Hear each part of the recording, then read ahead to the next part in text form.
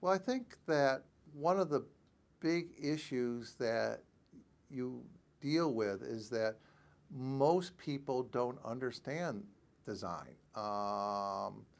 They don't understand that they themselves apply the design process in their day-to-day world. They just don't know it. Most of us have learned the scientific method throughout our science and math courses. And this magical world of design, people throw that term around, but for the most part, they don't really know that there is actually a process and that the process can be applied systematically and it is iterative. So I think it comes down to that we have to educate everyone about the importance of design, that engineers do design, and that everything in this room, everything that people wear, everything that people do, has been designed by somebody or a team of somebody's, and that it applies your basic science and math skills. But you know, Leonardo da Vinci, when he did many of his designs, they weren't even practical in his day.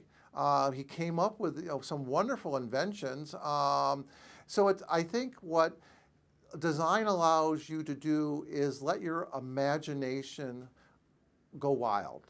It allows you to think about those things that are the impossible now that 10 years, 5 years, 100 years could be the possible. And I challenge my own students to say, take the blinders off that constrict you because you think that you're in today's world. And I show them some of Leonardo da Vinci's work, and I said, he took off those blinders, came up with the airplane, the helicopter, and the parachute.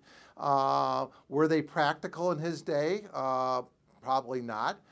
Did the designs change when they're actually put in practice today? Yes. But the thing is that you have to let your imagination turn into a vision of what you think could be possible if you created the right design.